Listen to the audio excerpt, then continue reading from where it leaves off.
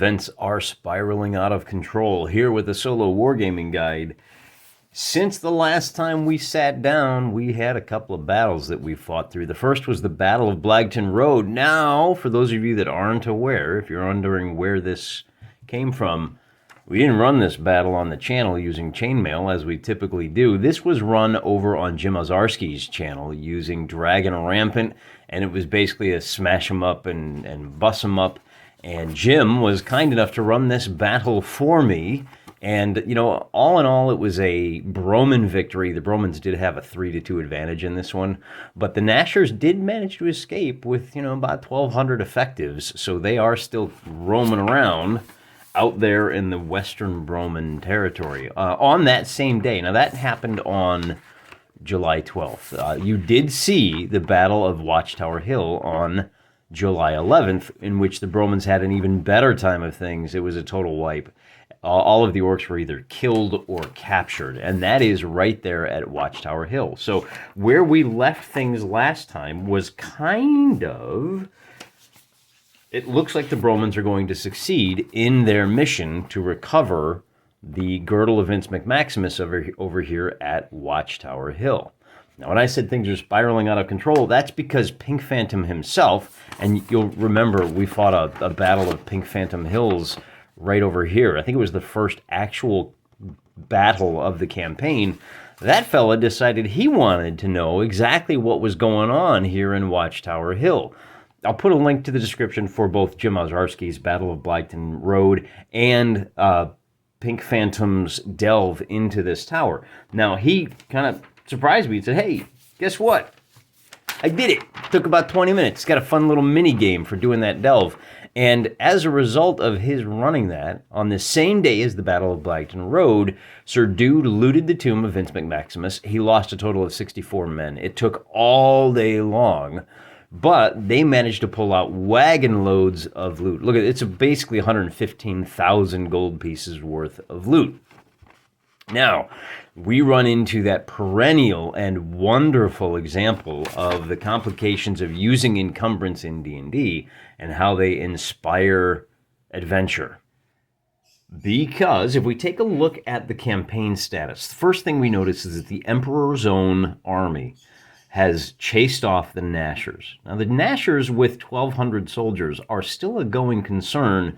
They've got licked pretty good. They basically were setting up to besiege Blagton, and the Emperor's army chased them off. Now, there are a few hundred members of the Army of the East still down here in Blagton. It's a very small force, you know, enough to hold Blagton against a prolonged siege. But the point is, the victory here at Blagton Road is not a significant enough victory that the Emperor can go racing off back to the other side of the campaign map. He's going to have to stay over here and watch those Nashers and kind of follow them up and escort them back up into the north. Okay, so that's what's going on over on the east, and I think it's pretty static over there. Big thing is, from campaign perspective, neither of these forces are going to be available. Now, that may change as thanks to their victory in a previous battle, the Nashers do have an escort dragging prisoners up here to Murray Mac. We may still see this giant, but if we run the numbers unopposed, it's going to take them until... what do we see here? I've already run the numbers here. It's that 125 light horse and 125 archers. They're not going to arrive until the 21st. And then the giant's going to spring loose. Well, man, the 21st, that's like still 9 or 10 days away. Before we can even get to that, there's a couple things we got to do. We got to figure out what the weather's going to be like. It might take longer if it's rainy. And we also need to look at what's going on down here. Because remember that the army of the north, led by the hero Sir Dude, went into Watchtower Hill on the 12th, which puts the Emperor right here. They came out, and on the 13th, if you look at this, they have a 2-day head start on the Emperor. The question is, what is the Emperor going to do about that? And that is a much more interesting question than it was yesterday. Yesterday, the Emperor might have said, oh, you took a girdle? All right, yeah, whatever, get out of here. Now, I didn't realize at the time that Vince's tomb was stacked with fat loot. And maybe neither did the great Latora Khan. That much money changes the calculation, doesn't it? Before we answer that question, though, let's take a look at how I was going to run this. Now, this is not canon, right? Pink Phantom did me the honor of playing around in my sandbox. That's the one we're going to stick with. But I was just going to roll a d6. And on a 1, it would have been instant success. The fake news and misinformation about all the traps meant that it would be instant success. They recover the girdle, and they're good. On a 2, then the Bromans would have succeeded, but they would have lost D100 men. And on a 3, they would have succeeded, but lost a total of 100 men. On a 4, they would have failed, lose D100 men, try again tomorrow. On a 5, failure, lose 100 men, try again tomorrow. And on a 6, the girdle is forever lost with 100 men. There was like a death trap in there that dropped it into a lake of lava, or buried it and collapsed the door. So we roll a d6, and in my world, they would have failed on day 1 and lost D100 men. And then they would have been successful, so it would have been anywhere from 100 to 200 men, but they were successful on day 2. Now, the fact that they would have been successful on day 2 would have meant that they came out while the Khan is just now on the 13th. Let's see, they would have, the 12th, they failed. They succeeded on the 13th. So on the 14th, man, the Great Khan would be 1 day behind them. That's not the case, right? They succeeded on the 12th, and they set out on the 13th for home. Uh-oh, now we got to check a couple of things. So to that end, we're going to have to figure out what the weather looks like first. This does touch upon, well, if it rains, it touches upon everything. So remember, the way this works, this is where we left off on the 15th. We're going to run it through about another week to the 21st. We're going to roll on a 1 or 2. We're going to shift up in July. On a 3 or 4, we'll hold tight. On a 5 or 6, we'll go down. So we get a 5, we go down, and we get a 2, and we go back up. So that would be on the 16th is here, and 17th is there, so that's clear, clear. We'll roll again, and we go up a box to here. And that's another clear day, and then we hold tight. And we're at the very top of the chart. We go up again, and now that means we've got a light rain on the 20th. And if we roll a 6, we are going to drop back down to right here. So here's where we wind up on July 21st. You're really, during these months of the year, you got to hold tight for 2 or 3 days. 1 day of light rain won't affect anything, which makes all of the math and all of the measuring easy, doesn't it? So taking a look at this on the 14th, so here is the day that, for the looters, this is very easy, even with a heavy wagon train. Now, I use the movement rates for artillery when you've got a heavy wagon train. And as you can see here, it's 2 hexes per turn for infantry and 2 hexes for artillery, at least when you're off-road, which we are. So we can figure out when they'll reach the relative safety of the light woods. And that is, as we said, the delve was on the 13th, 14, 15. And I think the other thing we can do is take a look at our prisoners. Remember, these guys were released on the 11th right here, and they went 12th, 13. Hey, you know what, 12th, you know what, 13. Maybe we should go, oh, but they can't go through Kazdraj Ven. So maybe if they go 13, 14, 15, we can go ahead and connect these heavy foot and light horse and just gather everybody up here. These are the remains of the army of the West, remember. So our entire army is going to be here on the 15th, which leads us to the question of, what does Latora Khan do? On the 12th, he is here. On the 13th, he moves to here, and he now has a decision to make.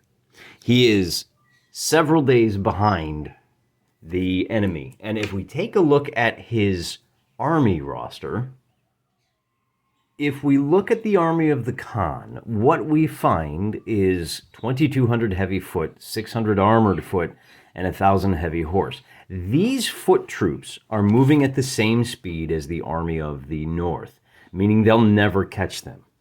And eventually they're going to get down here to where we've got the remains of the army of the West, which will bolster the numbers of the army of the North. So the question that the Khan has is this. Does he take his 1,000 heavy horse and just leave his foot behind to follow as best they can and ride out in pursuit of the Army of the North? Let's take a look at the roster for the Army of the North. Here we go. Who do they have effective here? Well, they've got 1,400 heavy foot, 75 light horse. Oh, you know what? But this is going to be bolstered up to 1,800 plus, another 15 of the light horse. So do we send 1,000 heavy horse after these guys? And I don't have the answer to that. Fortunately, our good friend Mr. D6 does. On a 1, 2, or a 3, well, how do we want to do this? Normally we use 3 different alternatives, right? But in this case, there's just 2. Does he send his heavy horse out alone, or does he stay together and we work out what the pursuit is going to be? Bearing in mind that we do have Murray Mack about to enter the field here in a week or so. That's the other one. Let's do that. On a 1 or a 2, he's going to say, hey, yo, hold up. I'm going to chase these guys back, and I'm going to make my camp down here at Kazdrajven. Is that the biggest one? Yeah. In the area. Or maybe even Egokui. So on a 1 or 2, he's going to hold up. He's going to wait for reinforcements. Now, that will give time for the armies of the Bromans to consolidate. But man, the Giant is a pretty huge force multiplier. And you will outnumber both of those armies if you go a little slower. That is on a 1 or a 2. On a 3 or 4, he's going to go ahead and just pursue with his entire force. And on a 5 or 6, he's going to say, the heck with this. I'm setting out in hot pursuit with my heavy horse. There you go. 1 or a 2. Very, very cautious, this Latora Khan. I guess you don't unite the clans of the North without being a lot more cautious than the other orcs. So he is going to wind up veering south to Egukui. The Bromans are going to have time to recover their losses, and to be fair, so are the orcs. But the Bromans are going to be able to put together a solid defense down here at Hobfort somewhere, and it looks like they have ostensibly won the campaign because they are able to escape with the girdle of Vince McMaximus. Let's run some travel numbers here, shall we? All right, ran the numbers. It's a little bit messy because I had to go back and change something. The first thing to be aware of is that getting through these woods takes a long time. It's 1/4 of an inch per day under good weather. And I found that I had to keep adding another week and another week. Things got complicated. In fact, here's what the weather looks like through the end of July. There is 1 day, on the first day of light rain, no effect. On the second day, basically the wagons are going to be slowed by half. Everybody else is slowed by 1/4. And then look at this. When you get down to the end of the month, the 28th, holy cow, we've got a whole string of light rain. And the reason for that is the way this weather chart works. We'll take a look at this one more time. You roll a d6, and there's 1/3 of a chance that you move up a square, and there's 1/3 of a chance you hold tight, and there's 1/3 of a chance that you move down a square. So by rolling, and I did this offline because it's just a string of d6s, basically we got stuck down here towards the end of the month. Not only that, but then on August 1st, we'll get to that in a second. Bear in mind that in August, there's 4 squares with rain, 3 light and 1 heavy. And the heavy rain has an even bigger effect. If you have a 3rd day of heavy rain, there's no travel off-road. And by day 4, there's just no travel. Everybody is shut down. So the fact that we had those 4 light days of rain in a row meant suddenly the wagons they're jammed up and everybody's moving. If you're already only moving 1/4 of an inch a day, suddenly this -1/2 means it takes 2 days to move just 1/4 of an inch. These woods are a little bit more narrow. You can get through there in about 6 days of hiking. Over here on this side, the White Hardwood, it is 10 days getting through these bad boys. Add another day of rest in there, and it takes a long time to get through. So the other thing I did, so what does that mean? Well, the first thing I did is I said, all right, well, the Khan is going to take a break here in Egokui, like we talked about, on the 14th, 15th, 16th.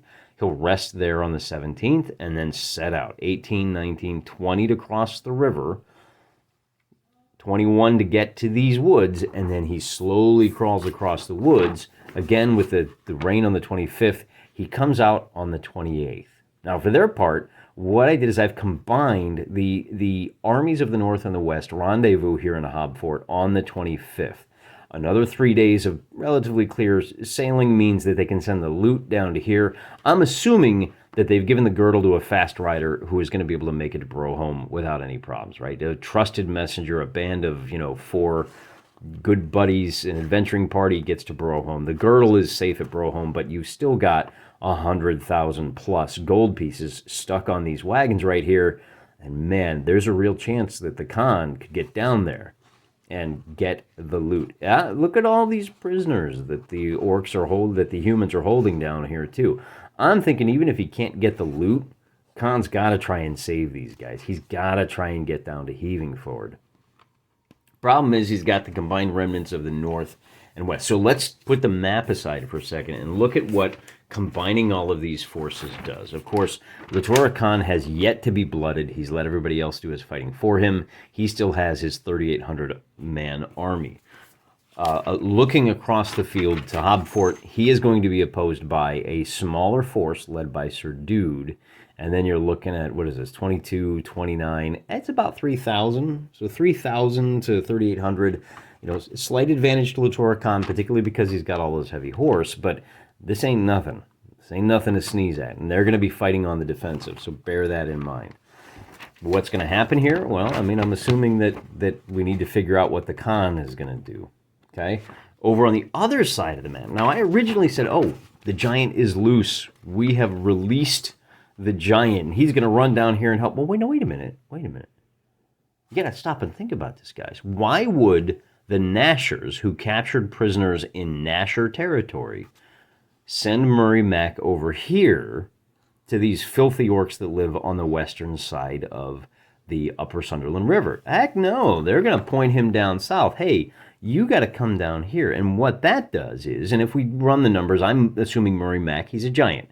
He walks faster than your average bear. I moved him at the speed of cavalry. So he races on down here. And by the 27th, even including that little, hitch in his step for the 25th, he's going to arrive in Chugger on the 27th. This is the Nashers leaving. So it takes just on the 11th. So it took him a little longer than 2 weeks to bring the giant down. And that means we're looking at a rematch between the Emperor's Zone and the survivors of the Nashers. And if we bring those two forces out, the Emperor's Zone, he is going to collect the survivors of the Army of the East. So he's got 1,000 heavy foot, 1,400 armored foot. That's some pretty serious punching power. And then about 300 heavy horse. For their part, the Nashers are going to be looking at 1,000 heavy foot, an oddball collection of horse, but they've also got Murray Mac. Fights as 12 figures, takes 12 hits. Murray Mac is in the house. So we are looking at some kind of a conflict over there as well. But, remember, if you look at this, and these maps are a little messy. I've got cleaner maps that I've generated as well. Here we are on the 27th. We really need to figure out what's going to happen. And let's just take a look at the clean copy now, where the Latora Khan has brought his army out of the woods right here. On the 28th. So he can maybe get ahead of the loot by crossing this river on the 29th, right? Except remember, we've got 3 days of light rain. I'm ruling that the rivers are all uncrossable now unless you're at a ford. So he is now stuck between the river and Hobfort, and we need to set up a fight between these guys. He comes out on the 25th, right? Call it the 26th, and then really the 27th is the last day. That's the 26th is his rest day. Unless these guys want to come out. Now, how far away are they? They realize the army is coming, and they're a day and a half away. So we're looking at another fight right about here. And, by the way, that means we're going back to the Battle of Pink Phantom Hills. Isn't it funny how the terrain kind of channels armies into the same place, and you wind up fighting the same battles in the same places? It just happens organically based on this. I think that's fantastic. And that battle of Second Pink Phantom Hills is going to wind up taking place on, they come out on the 25th, rest of 26th. There you go, 7/27, Second Pink Phantom. And we already have what that terrain is going to look like. This is the first battle of Pink Phantom Hills, which you'll recall we saw the. Didn't write it down here, did I?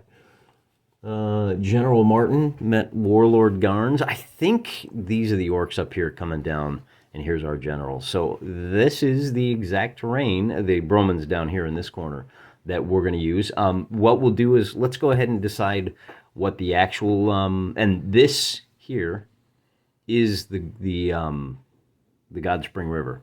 Okay, so we'll do that once again. The orcs are going to be coming out of the hills on a 1, 2, and well, let's roll to figure out where they come in on. Are they got handled pretty handily up here the first time. So we'll give them a 1, 2, 3, 4, 5, 6 for where they come on. Yeah, so they're going to be coming on just off this hill, and then our Bromans likewise are going to come on 1, 2, 3, 4, 5, 6. So 5, 6. So it's going to be basically a repeat with the orcs coming in here, Bromans coming in down there. Look for that next week. Second Battle of Pink Phantom Hills on July 27th. In the in-game calendar anyway, and just looking ahead, here we go. On the 28th, we're going to have light rains, and then, man, everything's going to grind to a halt after a few days. So that could be very interesting to see what the aftermath of that battle plays out. Even if somebody wins, it's not good for the Khan now. The Khan is on the offensive, and even if he wins, he's going to be slowed in his pursuit of these chests as they slowly make their way to Broholm. I'm going to argue that once the loot gets to Broholm, it's going to be protected behind huge high walls, largely safe. So although we have a minor victory for the Bromans, there is still a chance for total victory if we can get the loot all the way back here. And there are two possibilities, right? The Emperor's Own could get completely demolished by Murray Mack, who stomps on over, hits around Broholm, and then grabs that loot for himself. So the campaign is not over yet. We're getting down to the home stretch, literally the stretch to home. But we're going to have to pay attention, see what happens. Got to play it out. The dice are fickle beasts. I'm praying for you.